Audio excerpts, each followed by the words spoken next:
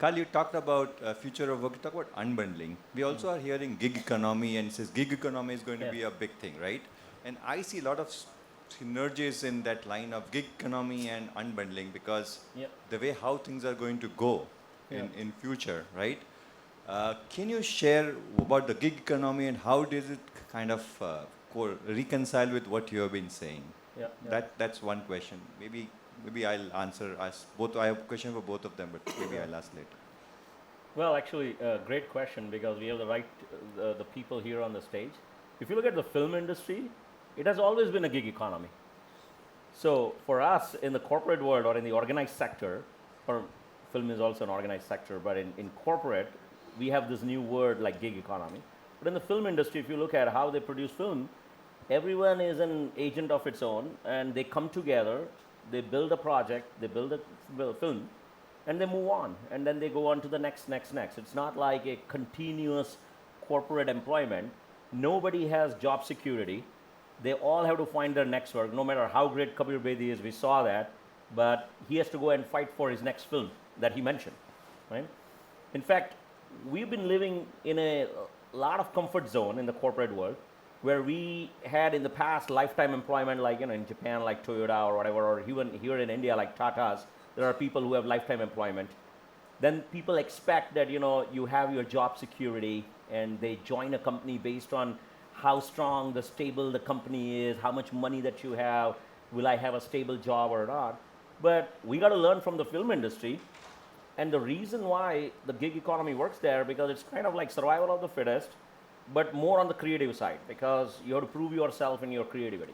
So now coming back to your question, the trend is that we will continue to see more and more gig economy. In fact, I was in London with the top executives of Unilever. And Unilever today employs about 110,000 people as employees, but they have another 200,000 people as contractors, which they call now rebranded as a gig economy. What they were saying is that they expect in the next 10 years, vast majority of that, even their 110,000 employees will become a gig economy. So most companies are expecting that. Now that's from the corporate side because it's actually good for the corporates, right? Because you don't have that continuous liability. Plus you don't know what roles will exist in the next couple of years. So it's great for the corporate. Now, the conventional wisdom is that it's not good for the individual because individuals want that comfort zone, the job security. The reality is it's actually the opposite. It's actually great for the individuals because then it pushes you to be super creative, right? You want to go on to your next gig, okay? And you are not ever bored or kind of like stagnant. And most people say, I'm like just stagnant in the same role, marketing manager for the last 6 years or whatever it is. That's never going to happen. You move on from one project to another. So overall, in fact, the corporate world has to learn from the film industry how to reorganize ourselves as a gig economy, and it's a great thing ever. Sir, okay. We got to learn from you guys the gig economy. I think there are two questions here. Well, you raised the question of security. Yeah. Of course, structure is the greatest illusion we have. Yeah. All of us live in a structure. We think we have structured lives. And like that guy that was falling off with a parachute, you realize there is no structure. And when you realize, so the ability to live with uncertainty, that's a question with Kabir. I mean, he was talking about uncertainty all the time. All of us in the arts have learned or forced ourselves to learn to live with uncertainty. Yeah. And then you think about it. There is no life without uncertainty. Yeah. Imagine a life of absolute certainty. You die. You'd kill yourself. Imagine falling in love with certainty. Who'd fall in love with you? Anybody here who says, there is no, I fell in love and I was absolutely sure about what's going to happen? That's not love. Right? Love is uncertainty. Love is kya hoga, kaise hoga.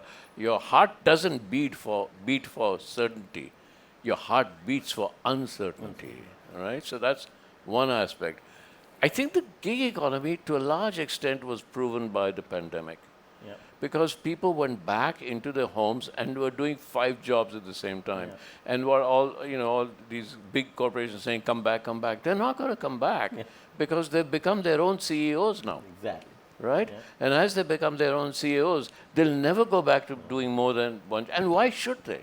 One of the things that has been allowed to us, certainly I would do it all the time, but people I've seen, friends that work for corporations, they've exploring themselves.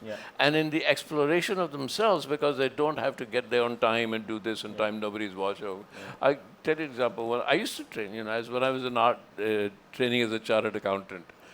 It's nothing as an article clerk. You get paid for doing numbers. Then you sorry, Nishith, but but I sat and I finished it. I was in London, and there's somebody said, "What are you doing?" I said, "I'm staring at that pretty girl." And he said, what are you doing? You're supposed to be working. And I said, I finished. He said, no. And I'll never forget that. It's now we are giving you out per hour, right?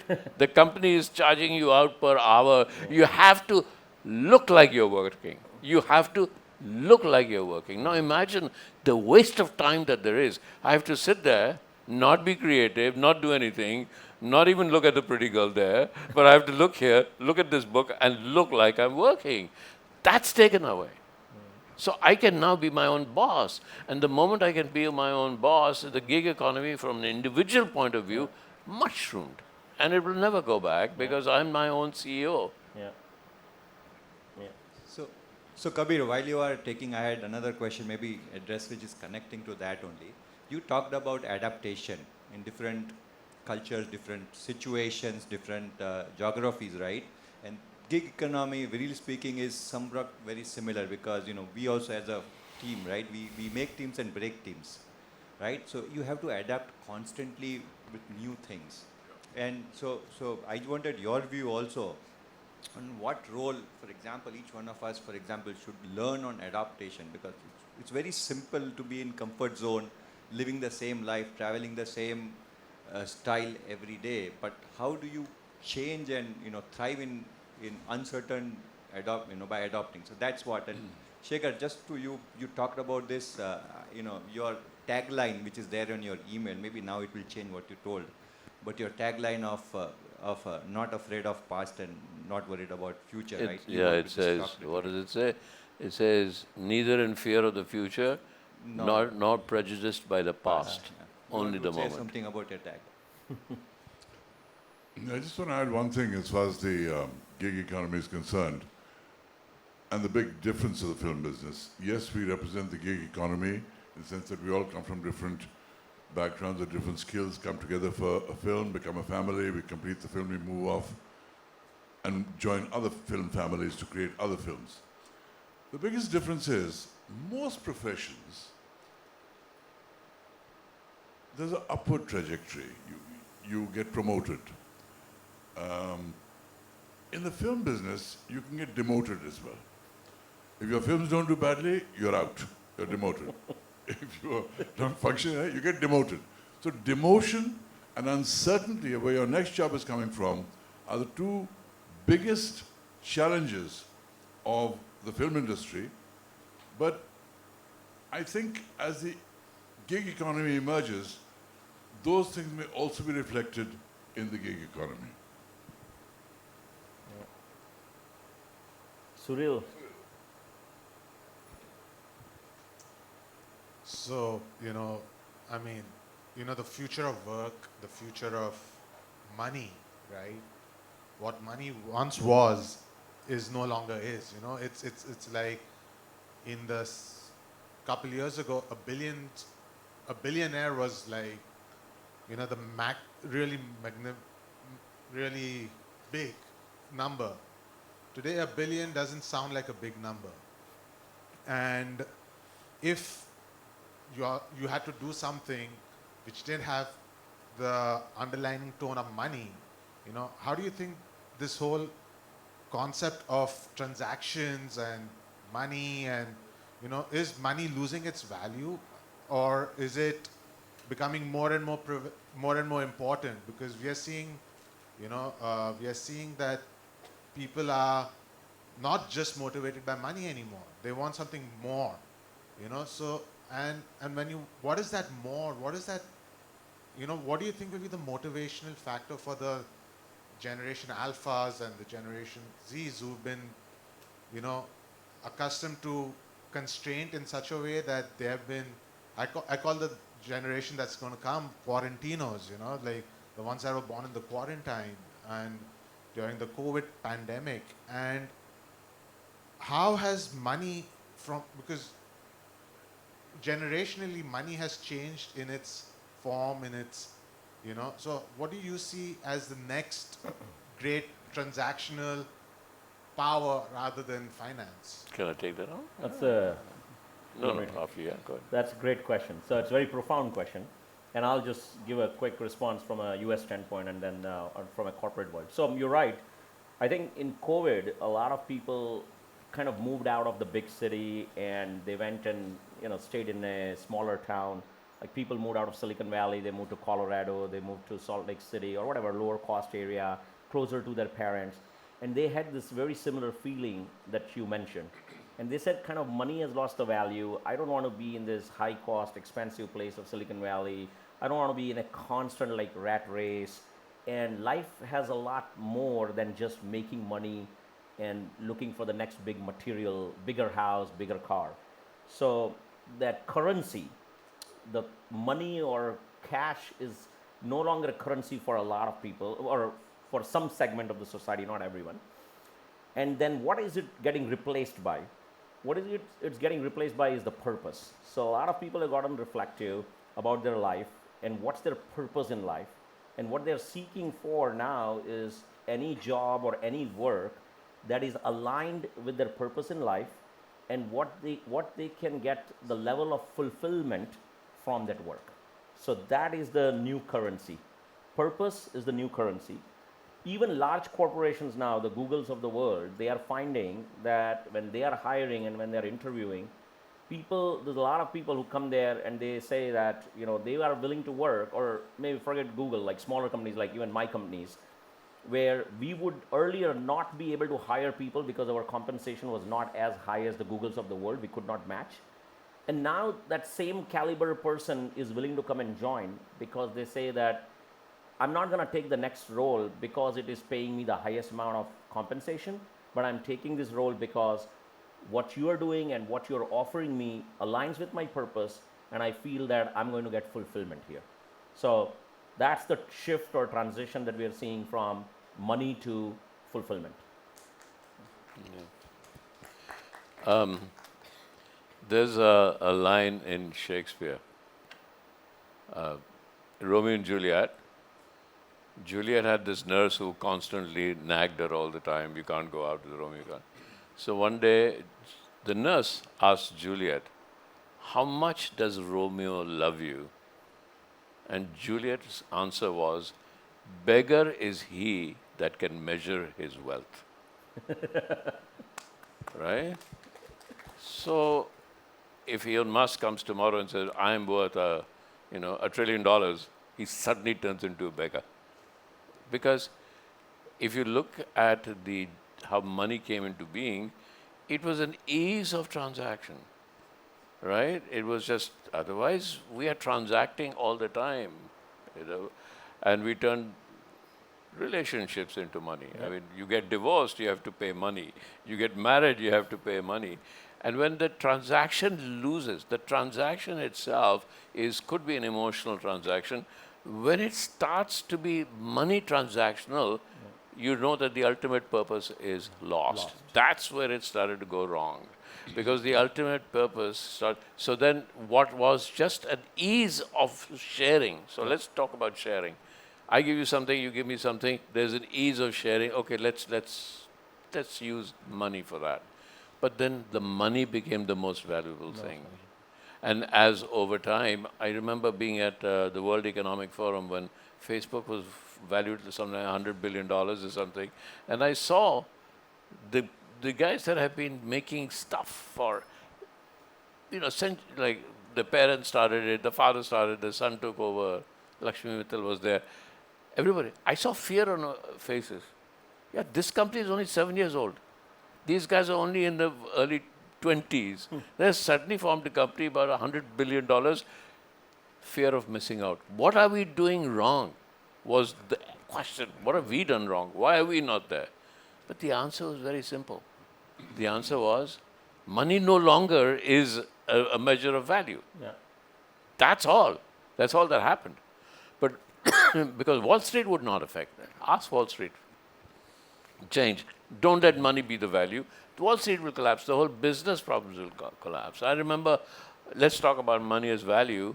There is something fundamentally wrong. In the same year, in 2008, when Obama was talking about you've got to, our resources are finite on this planet. We have to save our planetary resources. 2 days later, he was saying, you have to go out and buy more to save the American economy. What's wrong? Yeah, heart's in the right place. We've overindulged in what we have as a business system. That's where things are changing now. I think while there's much wisdom and validity to what Karl and Shekhar are saying, Thank you. I would like to underline that for more than 90% of the world, money is value because it's a matter of survival. And that's where the majority of the world's planet is today, as far as people are concerned.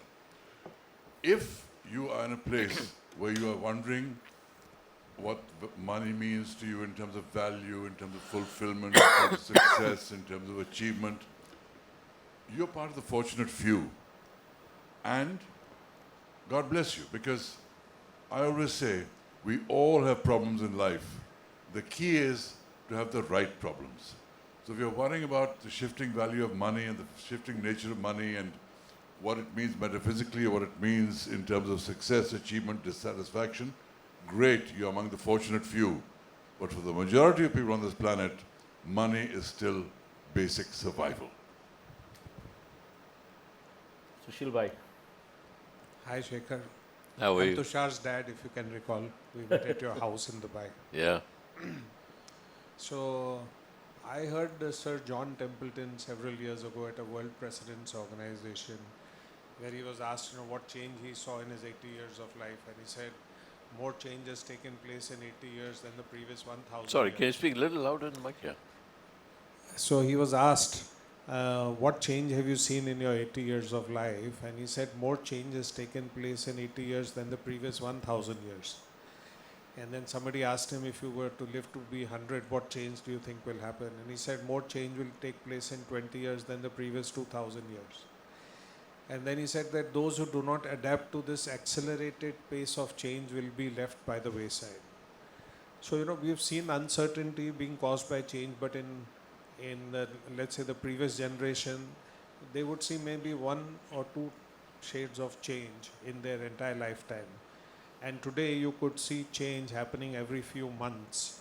And that brings another kind of uncertainty, and you need to adapt to be able to survive this constant change and with convergence of so many technologies that are going on. But I can see 2 of you who have survived, this entire 75 years and still remaining successful and being able to get along with people half your age, etc. What is the message that you would like to give to this younger generation about survival and meeting with uncertainty in this new accelerated pace of change? Thank you. I don't know about the others, but I've never crossed 50 years. Every year I celebrate my annual 50th birthday. I will remain 50 forever. Yeah. I had this very interesting conversation with my daughter, who's 21. And I tried to tell her, I said, but when we didn't have television, when we saw the first television, we didn't have cell phones, we didn't have computers. And I tried to explain to her what life was without cell phones, I made Mr. India without cell phones, I remember when I made Mr. India, we were shooting in RK studios and the 4 other units shooting, and as you remember, Bombay Telephones, Mahanagar, there was 1 phone working and 4 big units were shooting big films and only 1 phone. Right? Can you imagine trying to shoot Mr. India with 1 phone? And now if you tell, anyway, so as I kept telling her, SI, she was younger, and she said, looked at me with great pity in her eyes, said, Daddy, were you born in ancient times?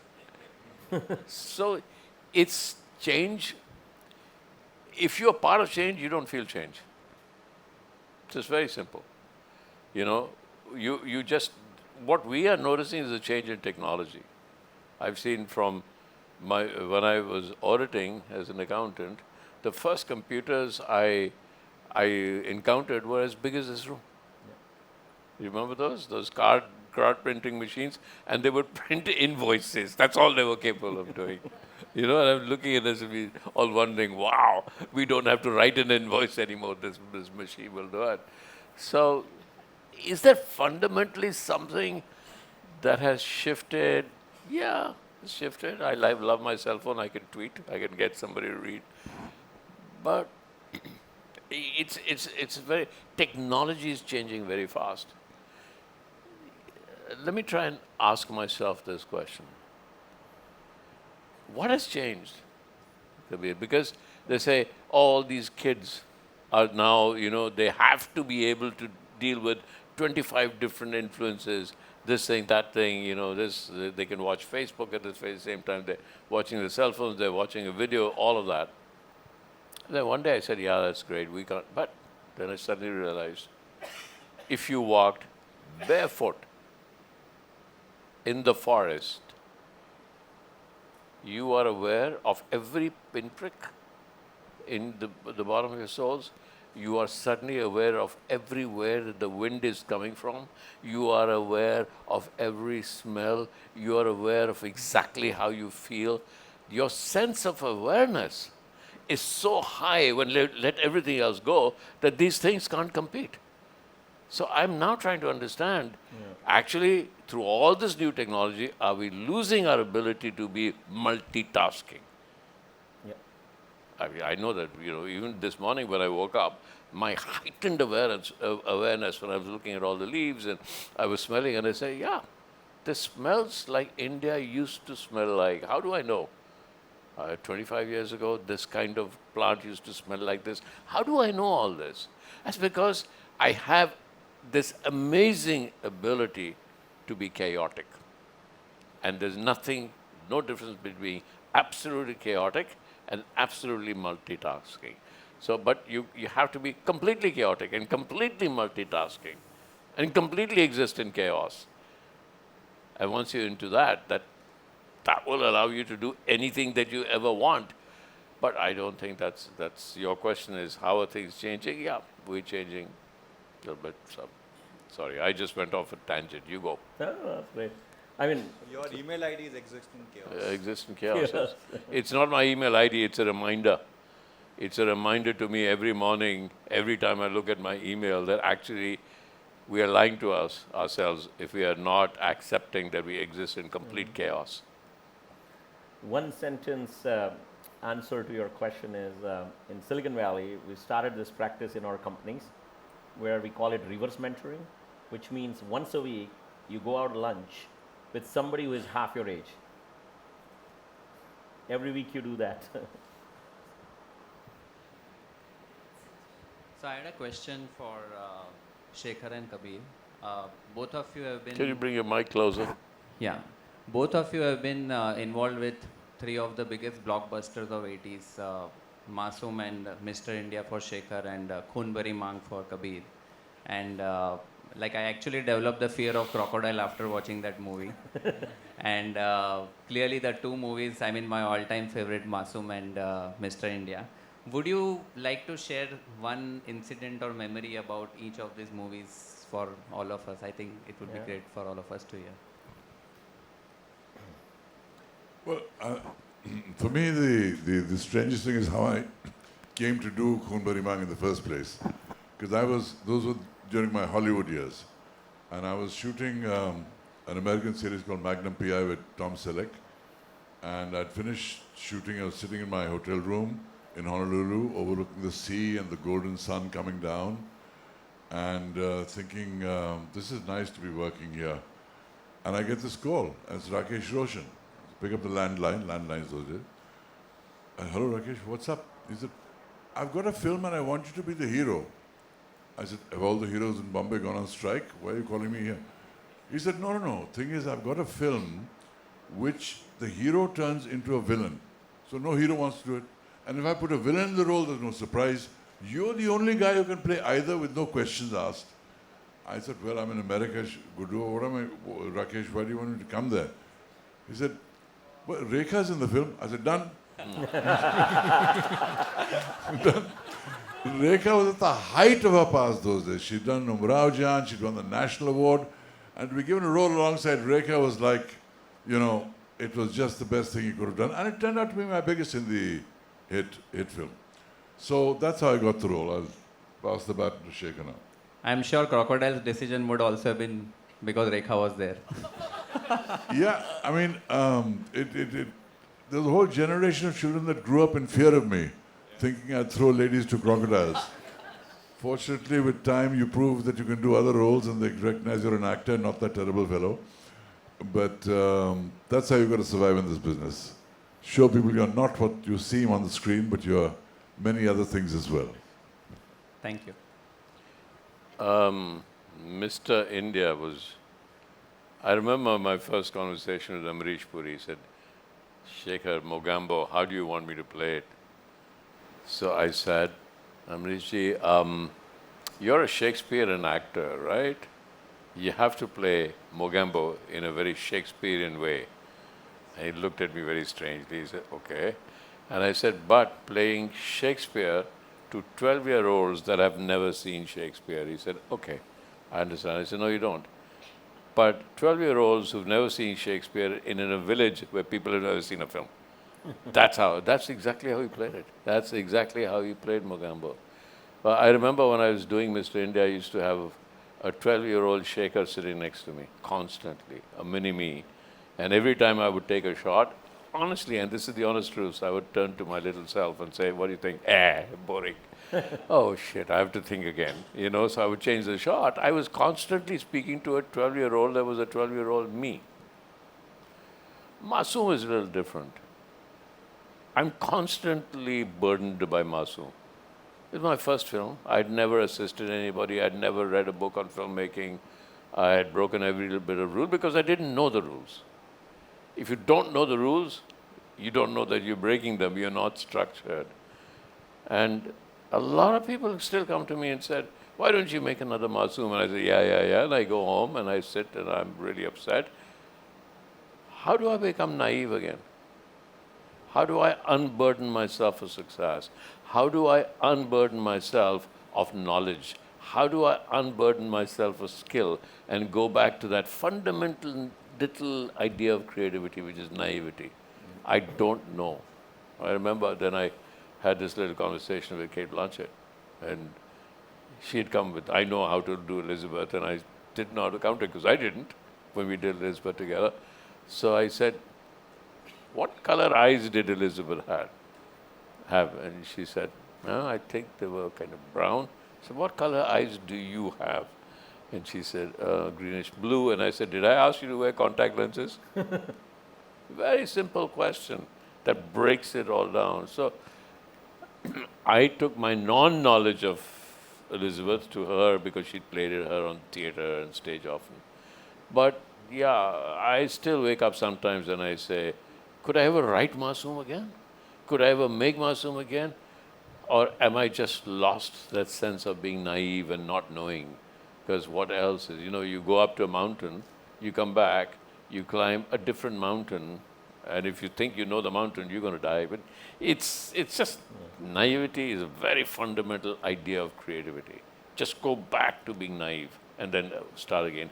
And not just films, with every thought, every day, every moment has to be a naive moment. The new moment is a naive moment. Wow, that was good. Lakshmi, what do you think? Yeah, that deserves an applause. Yeah. We still have what? Okay, then I have one question. Shekhar, I think, Kabir, you told how you broke into international markets, but how did you get... Can you speak a little? Yeah. Sorry, can you hear me better? Yeah. Okay. Now, curious to figure out how did you break into the international circuit, you know, and making films like Elizabeth, and which is hardcore English, you know, domain, and still be successful and still continue, and also like to know what you're doing latest, like some of the things that you've done in recent times. It would be very nice for people to hear that. Just experience sharing. How Yeah, did you Nishith, get into that? if you say to me today, Shekhar, pagal ho gaya kya? Are you really going to, I pagal ho gaya, bachcha ban gaya. And honestly, every time somebody said, ye to bachpan hai tera, pagal ho gaya, I'll do it. It's very simple. There's no other reason. I was here, I was making films here, but I did say, partly I just said I was successful here. I'd made Mr. India, I'd made Masoom. And when I came here to join the films from being an accountant, everybody said, are you mad? Are you crazy? Yeah. Yeah. So I said, now what do I do? I knew I should play with the A team. Like he went. Let's go. Huh? My mic's gone. Oh. Yeah, I'll use this. We can hear you. Hello? Yeah, I can hear myself. No, it was a little bit partly wanting to challenge myself against the A team. That was a bit of arrogance. Chalo, unko dikhate hain film kaise banti hai, you know. But partly also it was a sense of adventure. Partly it was the challenging of failure. Partly it was the challenging of falling off the cliff. It's very exciting. And it's very exciting. Abhi mar jayega, kahan jayega? Let's go, let's try it. It's a very challenging statement when friends and people say, you're stupid. You can't do it. It's a driving force when people say you're stupid. No? That's what I was trying to ask you was that how did you get into the... Oh, how did I? Get into the international circuit, so to say. Nishith, I went there, I slept. And then what is the latest thing that you've done, you know? Saw the film. How is it's just you just go. You know, how did Marco Polo circumvent the world? He just took a ship and he went. He went. You know, you have a compass. I went, I lived in people's, I even went and stayed with him for a while, I remember. Begging him to keep me, and he said, get out. Staying in people's couches, in people's homes, trying to survive. You run out of money, but now you've already said, no, I'm going to do this. And then you get offered films, and then you get arrogant. But it started by trying to tell people that you can speak English. Then the next thing you have to say, you can tell international stories. But I have sat in many, many producers and studio offices saying, do you understand what 3-act structure means? Oh my God, then you think, here it goes again. But you have to do it. You know, you have to do it. And then you get successful. And then you get arrogant. I remember telling Harvey Weinstein, you know, saying, Shekhar, if you do this, you'll never work in this town again. And I still remember those words when I said to Harvey, I said, Harvey, remember, try and control your destiny before you try and control mine. And I walked out of the room with 3 studio heads. See where Harvey is, and I'm sitting here talking to you. I know. So, you know, there is that part of, it's just you fight your way through, you lie your way through. Jhoot bahut bolna padta hai. That's how we do it, right? I tell my assistants who join me want to make films, as long as you're committed to the idea of filmmaking, go tell people that yes, you have a script. You don't have a script. Just say you have it. I mean, you have to hype it. Yeah, hype A little bit hype it. Yeah. I'm going further. I'm saying you have to lie. Hype is a very nice word. Nice. Something about the latest film? Something latest about latest film and... It's a film called What's Love Got to Do with It? It's, everybody says it's a rom-com. Yeah, what's a rom-com? I don't know. I don't think that films have genres. But it came out much better than I thought it did. Right? It was just like celebrated at Toronto, won the big award at Rome.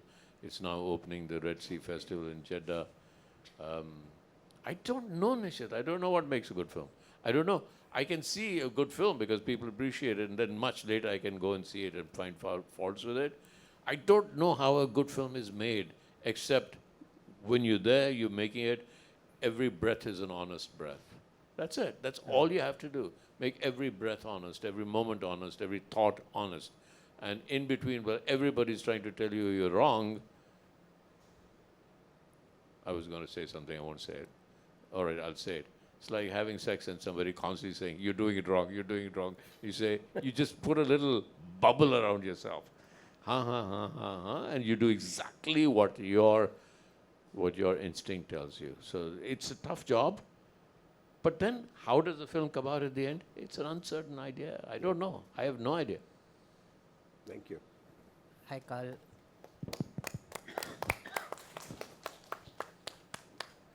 We Hi, still Karl. have time? Okay. Do we have time? Yeah. Karl, a quick question for you. Hi, this is Vikram. Very good slide. On one slide, you conveyed a lot of information. I just wanted to pick up one point on your slides, the future of workplace. And being from Silicon Valley, and we're talking of hybrid working or work from anywhere, anytime, those kind of concepts, especially in the last 2.5 years. Will Silicon Valley lose its significance in the future of workplace, as we would anticipate, right? And will there be like no need for a Silicon Valley, or will that, I mean, again, not from a cultural perspective, because Silicon Valley has a lot of culture associated with that, and that's how it grew. But do we really need a regional sort of Silicon Valley, or it doesn't matter, any longer, given from a future of workplace standpoint? Yep, good question. Yeah, so look. And sorry, just a question, because we are also trying to figure out return to office, right? I mean, a lot of questions are coming on employees wanting to come back to office. So I just wanted to, how do you look at the whole future of workplace, return to office, work from anywhere, from a Silicon Valley mindset perspective? Yeah. So the reason why Silicon Valley became Silicon Valley is because in a 50 square mile area, there is a highest concentration of people with technology talent, with capital, and with risk-taking attitude. There's three things that's required, right? Technology talent, capital, and willingness to take risk.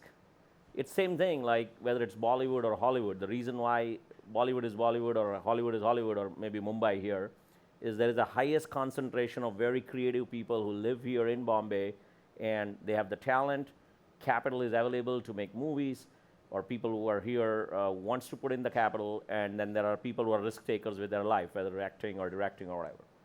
Now, post-COVID, as people are getting dispersed, depending on the category of what you are building, if whatever you are building does not require people to be physically in that one place with all those three things, then Silicon Valley as a place or Hollywood as a place is not required. So it depends really. There is no like one size fit all or a common answer. It really goes down to categories and segments and sub-segments. Like for example, if I'm designing a semiconductor chip today, I may require 15 other engineers who have some skill set in analog and digital and mixed signal and whatever to come together. And it's hard to, it's too difficult to keep doing Zoom calls after Zoom calls. I would rather have them in one room, right? Do I need them on a continuous basis? Do I need to have them in Silicon Valley as a place? That's probably not required, because I think we all had a fixed mindset before COVID hit. The positive thing about COVID is this, that it has shattered our fixed mindset. We thought that we could only get work done if everybody is sitting in the same office. Now, for some segment of the work, it may require. Like for creativity, like brainstorming, obviously, I would love to hear storytelling from Shekhar Kapur or Kabir Bedi in physically sitting here, but then doing some other work later on, execution, does not require face-to-face time. You obviously don't know about the love affairs that happened over the phone in Hindi cinema, on songs. Yeah. So yeah, it's, I think, so every location now, actually it's a level playing field. So that's the good news that came out of COVID. It's a level playing field. Any place can become a participant in some really creative stuff if you just figure out how to work. I had one question for Shekhar. You're a chartered accountant, so I just want to understand, was there a moment in your life where you thought, to transition into the brilliant filmmaker that you are? And how did that transition happen? Because this is like a classic example of how you reinvented yourself. You did something, but then you changed course completely, which most of us are, reluctant to do at any point of time in our lives.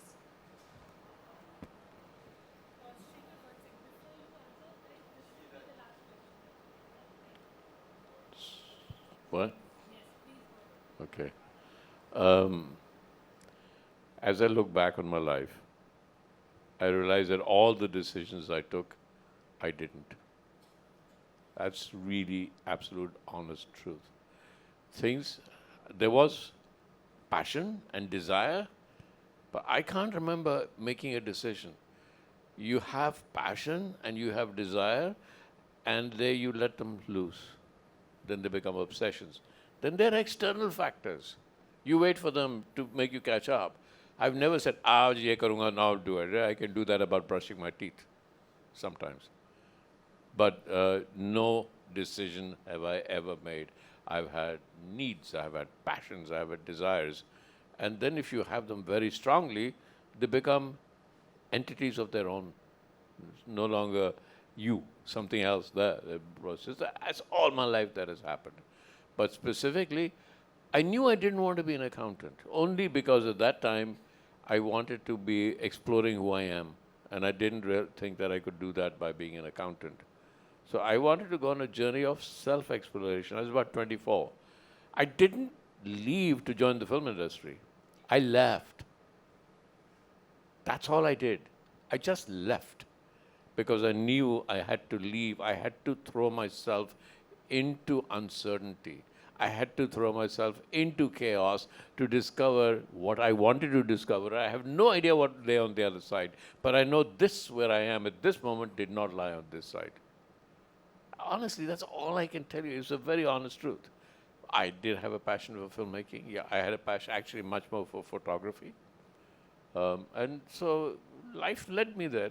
It's simple. It's not, or as chaotic. That's why I call it Exist in Chaos is my email ID. Well, there's no other way I can explain life except as absolute chaos. Everything else is an illusion.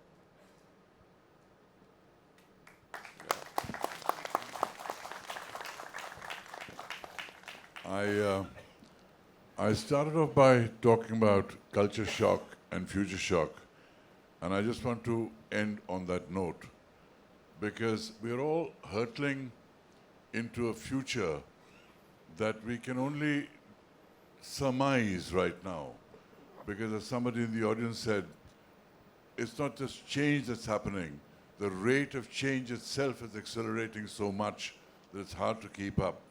And therefore, I'm reminded of the words of Yogi Berra, the great American baseball player, who came out with these great one-liners, one of which was, "The future ain't what it used to be." The future ain't what it used to be, because the fact is, the future that we think we know is constantly changing, and therefore, we have constantly got to adjust to living in a state of permanent future shock. Thank you.